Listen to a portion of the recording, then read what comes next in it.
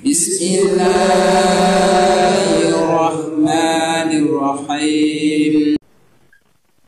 Assalamualaikum warahmatullahi wabarakatuh. Alhamdulillahilladzi tafarrada bibaqa'ih, alladzi khalaqal mauta wal hayata liyabluwana ayyuna ahsanu amala. Wa asyhadu an la ilaha illallah wahdahu la syarika lah. Wa asyhadu anna Muhammadan abduhu wa rasuluh. Allahumma fassalli wa sallim wa barik wa taraham wa tahannan ala abdika wa rasulika Sayyidina wa maulana Muhammadin wa ala alihi wa sahbihi wa man tabi'a huda amma ba'd. Hadratil afadil sadatil masyayikh wal asatidzah wal ustadzat. Pertama-tama saya panjatkan syukur dan berterima kasih sekali kepada panitia yang mengajak saya untuk bergabung. Saya bersyukur bahwa saya kenal baik secara pikiran sebagai guru-guru rohani maupun secara pribadi dengan keturunannya waliullah Kiai Siddiq.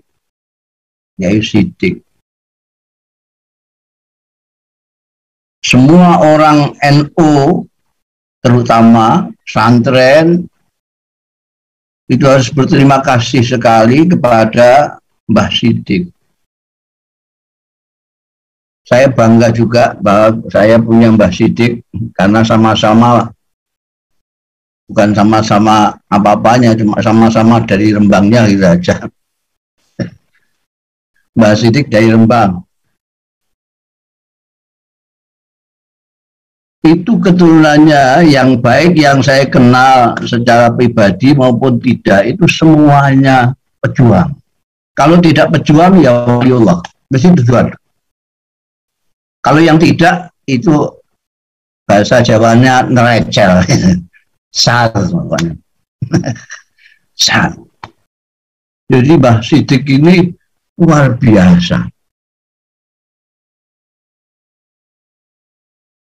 Nanti kalau kita baca surat Yasin, inna nahnu nuhyil mauta wa naktubu ma qaddamu wa atharahum.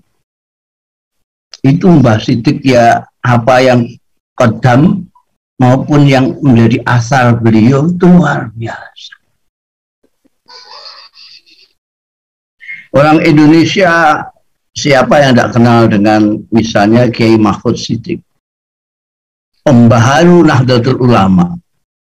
Nahdlatul Ulama menjadi organisasi yang tertib itu karena Mbah Mahfud Siddiq.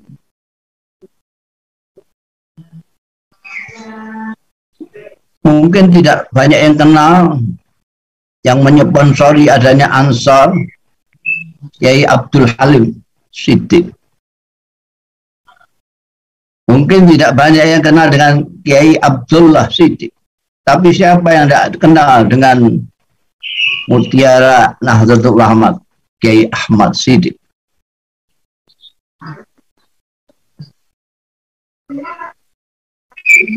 Saya mendengar cerita dulu itu Mbah Hashim Asy'ari sowan ke Mbah Siddiq itu minta supaya dibantu untuk NU ini. Konon jawabannya Mbah Siddiq rahimahullah, saya tak ngurusi pondok saja, biar anak cucu saya yang nanti saya serahkan untuk NU. Dan itu terjadi. Sampai Kiai Ahmad Siddiq, Mbah Nyai Zainab. Mbah Zainab. Itu putra-putranya.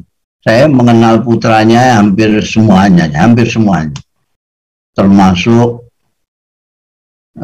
Nyai Nur Endah, Nyai Elo, kemudian Gus Yus, Gus Nazir, ini malah mukhalid sekali. Kita biasa guyon bukan hanya karena apa namanya sama-sama di NU, tapi karena kebetulan kiainya juga sama gitu. Sebelum apa namanya saya akrab dengan Kiai Nazir, ini Kiai Nazir sudah sering dengan kawan-kawannya pejuang-pejuang muda ketika di Jogja itu ke Rembang. Karena adik saya Allah yarhamha Faridah Bisri itu menjadi aktivis yang militan ya gara-gara Gus Nazir sama Gus Yus ini.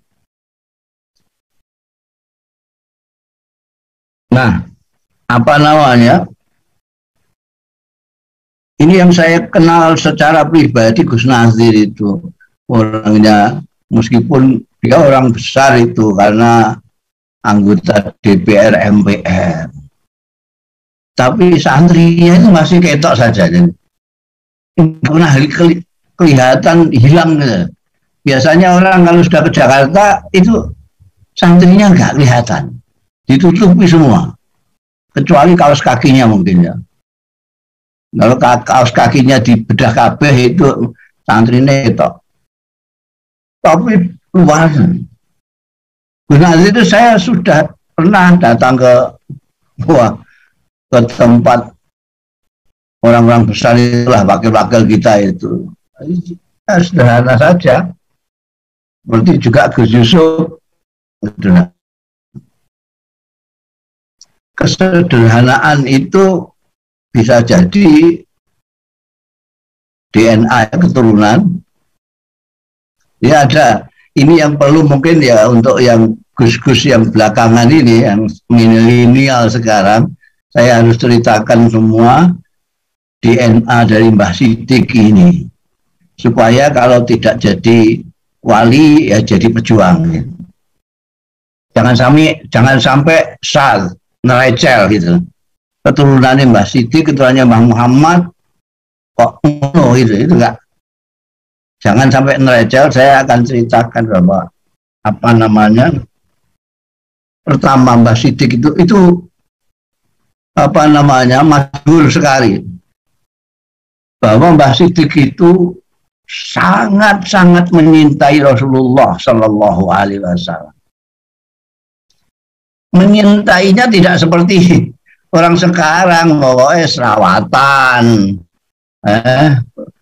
baca selawat rame-rame sudah selesai. Beliau sampai ke persoalan yang paling pokok, yaitu meniru, meneladani akhlak. Kenapa saya bisa bercerita begini padahal jauh jaraknya itu? Itu tadi karena saya kenal pribadi sampai dengan Kiai Ahmad Siddiq. Saya pernah dipanggil 4 mata Kiai Ahmad Siddiq itu. Malah waktu itu saya dipinjami serban sama Kiai Mukhid, Allah yarham Kiai Mukhid Muzadi. Kiai Mukhid Muzadi itu dengan Kiai Ahmad tidak bosok karena usianya lebih tua, tapi sangat menghormati dan ngaji sama Kiai Ahmad. Saking menghormatinya itu, saya mau sowan itu, saya ditanya, kamu mau apa kok sowan Kiai Ahmad? Saya ditimbali. Nah, sampai kok nggak bawa jas? Untuk apa jas itu? Itu kalau kau Senayan itu pakai jas aku.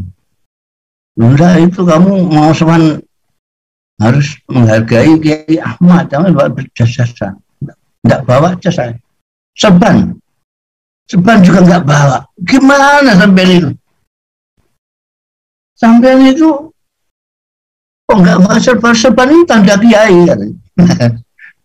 Saya memang bukan kiai, saya bilang gitu.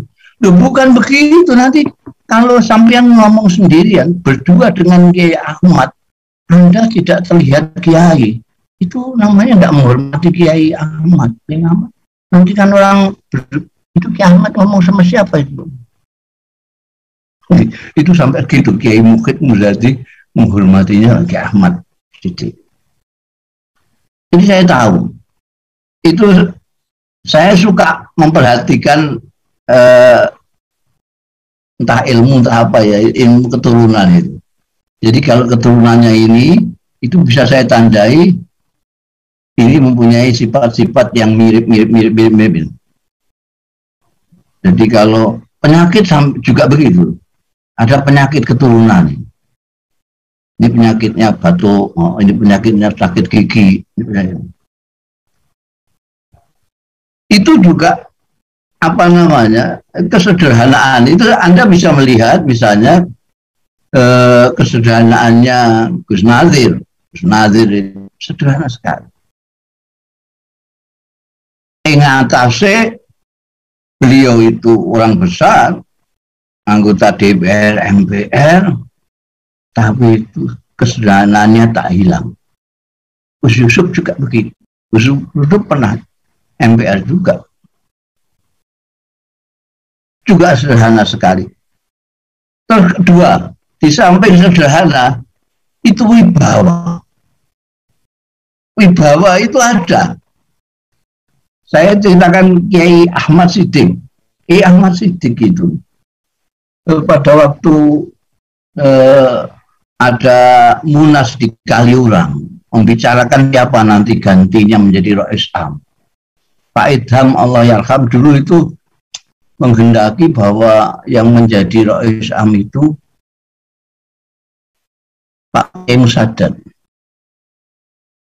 Tapi kiai-kiai yang lain menghendaki bukan Kiai Musaddad, tapi Kiai Ali Maksum. Rabiah. Wah, itu perdebatan tidak karu-karuan. Sampai malam sekali. Sampai jam malam. Karena saya termasuk yang ikut menggoni kiai-kiai itu, melatih kiai-kiai itu. Setelah malam nggak rampung-rampung, tiba-tiba Kiai Ahmad itu dengan kerudungan, ciri khasnya itu kerudungan serban. Orang yang kerudungan serban itu biasanya tidak bisa serbanan. Kiai Ahmad tidak bisa serban, kerudungan serban. Itu banyak kiai-kiai yang tidak bisa serban, dikerudungkan.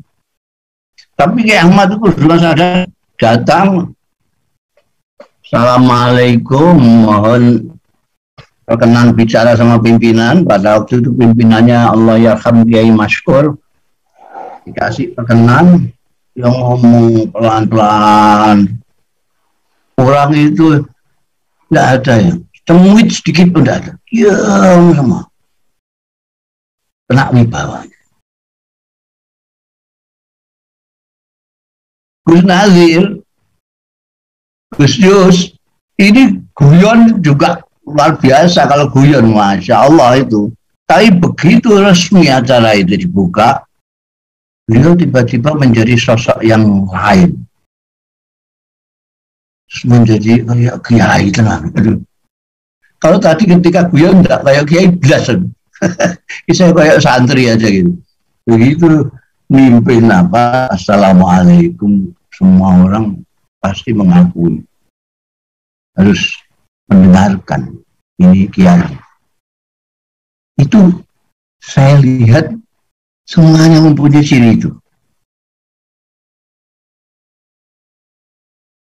Sebut saja siapa namanya, nah ya, saya akan bisa mengatakan ada ciri khasnya. Saya kira dari Mbah Siddiq. Termasuk Waliullah Yai Hamid Asuruan itu kan keturunan Mbah Siddiq juga, itu dari Mbah Raihana. Itu juga begitu. Kalau ngendikan udah cerita tentang dunganya ayah saya Kiai Bisri yang bikin Gus Nazir punya mobil. Itu kenapa kok dulu tidak bilang saya? Karena saya lebih dekat Kiai Hamid cespeng. Ayah saya kan pakai apa Riyadhah segala macam, baca macam-macam. Kalau Kiai Hamid sudah dulu ayah saya itu juga tidak punya mobil, terus datang ke tempatnya Kiai Hamid. Di tempatnya Kiai Hamid itu ayah saya lama nggak ditemuin, sama Kiai Hamid nggak keluar. Teriak ayah saya, ya Allah, nasibnya orang yang kotor hatinya ini, soal Bali tidak ditemui. Kiai Hamid keluar, ojo ngono Anda. Panggil itu saling manggil Anda, ojo ngono Anda. Kan anti kemauan. Cerita ini saya ini waktu sama sampai saya ini kan kiai tapi juga mubalek, sering diundang ke sana kemari. Dan saya itu tidak punya mobil ya kan, nggak pantas lah masa kiai mubalek kok naik bis gelantungan, itu kan ya nggak pantas. Saya itu sampean kan dekat dengan Gusti Allah, sampean mintakanlah sama Gusti Allah, tidak akan mobil untuk saya. Itu Kiai Hamid tahu bahwa itu sering guyon dengan apa, tapi pada waktu itu enggak. Terus serius, ini kan tamunya banyak. Terus Al-Fatihah ala niyati Kiai Bisri. Tuh, Anda. Nah, ayah saya itu memang apa namanya, dan nyantrinya memang sudah apa suka guyon gitu ya dengan Kiai Hamid Pasuruan, kan pernah ke Rembang juga, dari kawan di Rembang. Jadi setelah dungo itu ayah saya tanya sama Kiai Hamid, padahal Kiai Hamid waliullah. Ayah saya itu tanya, tadi sampai dungo tadi kira-kira mereknya apa itu mobilnya? Tanya merek. Lu Kiai Hamid itu serius menjawabnya. Ya kalau tidak ya Holden lah, Holden. Dijawab dengan serius. Dan apa yang terjadi? Ini saya menyaksikan walinya Kiai Hamid itu dari mobil. Betul-betul dapat Holden. Kenapa? Karena saya yang disuruh cari sama ayah saya itu, saya cari mobil second di Surabaya mumpung gitu. Itu kalau tidak Fiat, ya Holden. Akhirnya dapat Holden. Ini luar biasa. Nah itu, jadi mestinya Gus Nazir tidak usah ke Abah ya, langsung ke Kiai Hamid sudah langsung dapat itu. Tapi ya itu Gus Nazir itu kan saya katakan tadi cirinya sederhana, wibawa, dan menghormati yang lebih tua, menghormati yang mempunyai ilmu. Meskipun Gus Yus sama Gus Nazir itu suka guyon, kalau ketemu mesti guyon. Begitu ada Kiai Ali Maksum, kita sudah langsung berhenti guyon, menghormati Kiai.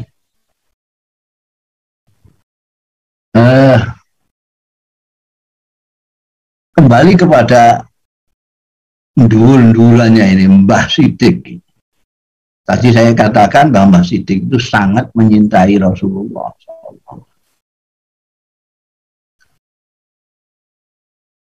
Saya tidak mengangi, tapi saya bisa membayangkan kira-kira beliau itu kayak apa penampilannya.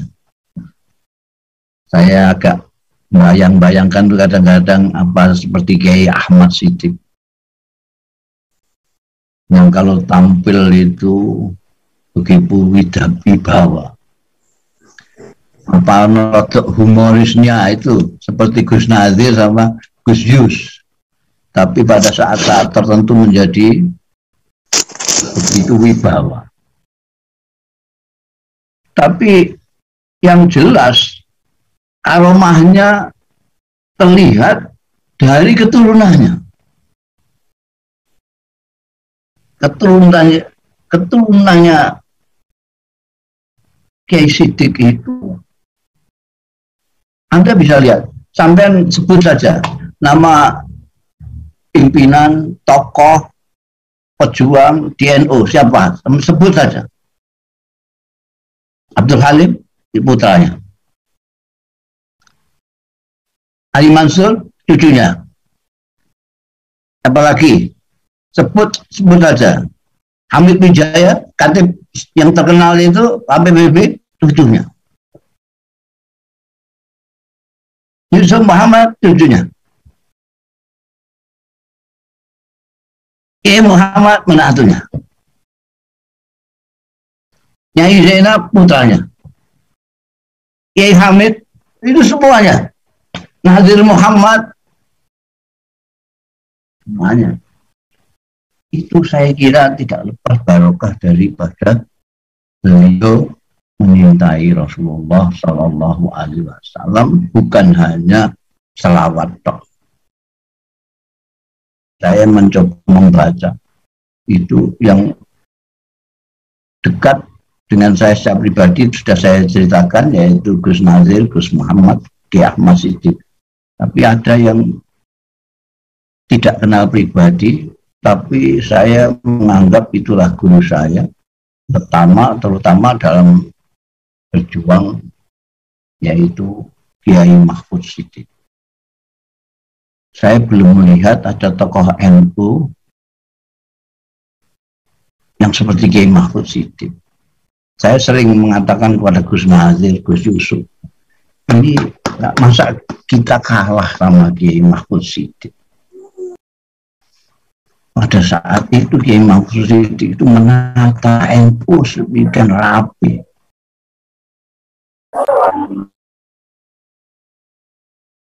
Diskusi, seringkali saya diskusi dengan Gus Nazir dan Gus Yusuf, dengan kakak saya Kiai Khalil Bisri.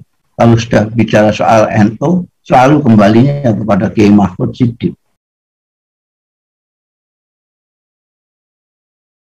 Sekarang kita lihat apa namanya gagasan Kiai Mahfud Siddiq itu, misalnya beliau mempunyai gagasan yang sangat luar biasa, namanya Mabadi' Khairul Ummah. Mabadi' Khairul Ummah Kiai Mahfud Siddiq ini, orang mengira bahwa karena isinya adalah sifat-sifatnya Rasulullah Shallallahu Alaihi Wasallam, mereka mengira ini gerakan moral. Padahal itu bukan gerakan moral, itu gerakan ekonomi. Dan menariknya lagi, dan ini selalu saya ceritakan juga kepada Gus Yus sama Gus Nazir, karena kami yang paling akrab itu dengan kedua beliau ini. Itu bukan hanya gagasan tok Kiai Mahfud Siddiq, ada jodohnya. Jadi Mabadi' Khairul Ummah itu implementasinya bagaimana, memasyarakatkannya bagaimana. Ada betul-betul. Dan kita tahu pada zaman itu Kiai Mahfud Siddiq memimpin dua penerbitan NU, Suara Nahdlatul Ulama dan Berita Nahdlatul Ulama. Kedua-duanya hidup dan sangat bergengsi. Nah, ini yang selalu saya katakan kepada tokoh-tokoh NU belakangan ini. Kira-kira kita itu masa kalah sama Kiai Mahfud. Dan kebetulan Gus Nazir sama Gus Yusuf itu sama dengan kakak saya. Dia memilih perjuangan melalui politik. Itu juga penting juga, karena kita melihat bahwa perpolitikan di negeri kita ini masih belum politik yang beretika. Sehingga adanya orang-orang macam Gus Nazir, Gus Yusuf, itu sebetulnya penting di dalam politik, minimal untuk menularkan etika politik. Wah, kalau semangatnya perjuangan untuk Islam, untuk Indonesia itu jangan tanyain Gus Nazir segala macam. Tapi beliau dalam memperjuangkannya tidak melupakan etika. Dan itulah yang sebetulnya sekarang diperlukan di dalam dunia politik. Perpolitikan kita sekarang hampir tidak beretika sama sekali. Jadi itu saya kira pertama kesimpulannya omongan saya ngalor ngidul ini, bahwa zuriyah ataupun santri-santrinya Mbah Siddiq, saya mengharapkan akan terus meneruskan perjuangan amaliyahnya semampu-mampunya. Mau berjuang di politik, monggo, tapi yang harus beretika. Berjuang di pesantren, monggo, dengan ketekunan yang dicontohkan oleh pendahulu-pendahulu dari keturunan Mbah. Dan mau di NU juga demikian, harus menjadi pelopor pembaruan di dalam Nahdlatul Ulama. Jadi tidak hanya kritik saja, tetapi melakukan tindakan-tindakan yang memang manfaat untuk Nahdlatul Ulama. Karena setahu saya, keturunan Mbah Siddiq ini sampai kepada Gus Yusuf dan Gus Nazir ini semuanya sangat concern sekali terhadap perjuangan Nahdlatul Ulama. Kan mungkin karena dititipkan oleh Mbah Siddiq kepada Ki Hasim, anak cucu beliau akan berjuang untuk NU. Saya kira itu terutama saya mohon maaf kalau apa yang saya sampaikan kurang berkenan. Juga terima kasih kepada semua pihak yang ikut mendengarkan saya, memperhatikan saya. Jadi pertama, inti dari bicara saya ini, mari kita meniru Mbah Siddiq dalam menyintai Rasulullah Sallallahu Alaihi Wasallam.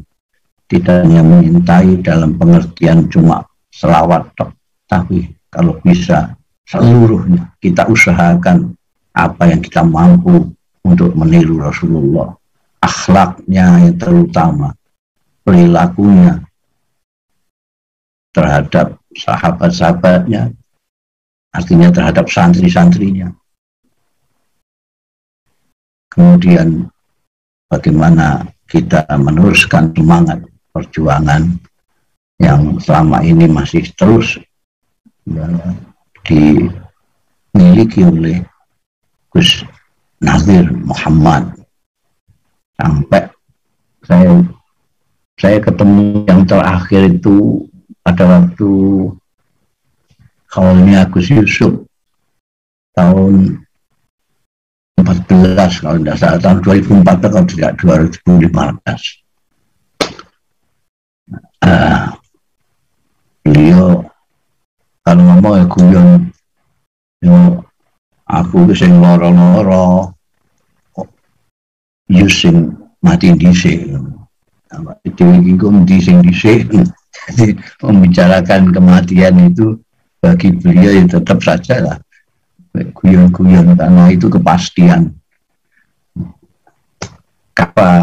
bil mauti wa'izan, kata Rasulullah, kafa bil mauti wa'izan, cukuplah kematian ini menjadi mu'izah, tidak usah mu'izahnya Gusmus segala macam, kematian ini cukup. Apakah kita mati nanti dalam kondisi perjuangan seperti keturunannya Mbah Siddiq sampai Gus Nazir Muhammad? Karena orang itu pandai-pandai matilah, pandai-pandai mati. Caranya pandai mati bagaimana? Yaitu perilaku-perilaku. Karena orang itu mati, matal mar'u ala ma'ash, matal mar'u ala ma'ash, kata Dawud. Jadi kalau kebiasaan berjuang, dia akan mati dalam keadaan berjuang. Kalau dia suka beribadah, maka dia akan wafat dalam keadaan beribadah. Contoh banyak sekali. Habib Abdul Qadir Asy-Syaggar, Abdul Qadir, ayahnya Habib Syekh Solo itu wafat dalam keadaan sujud ketika mengimami sholat subuh. Kiai Abdullah Zaini Ad-Demai dari Demak itu wafat ketika ngulang ngaji bulan Ramadan. Ada Kiai Lukmi sedang memberikan mau'izah wafat. Nauzubillah, kita juga pernah mendengar ada pejabat tinggi yang wafat di kamar hotel di atas. Saya gengge. Matal mar'u ala ma'as. Karena apa namanya, beruntunglah, berbahagialah mereka kalau di dalam kebaikan dan berkumpul dengan orang-orang yang baik. Demikian kurang lebihnya, mohon maaf. Wallahu yuwaffiquna ila ma fi khairul Islam wal muslimin, khairun nahdlatul ulama wan nahdiyin, wa khairu Indonesia wa Indonesiyin. Astaghfirullahal azim li wa lakum wal afu minkum. Wassalamu alaikum warahmatullahi wabarakatuh.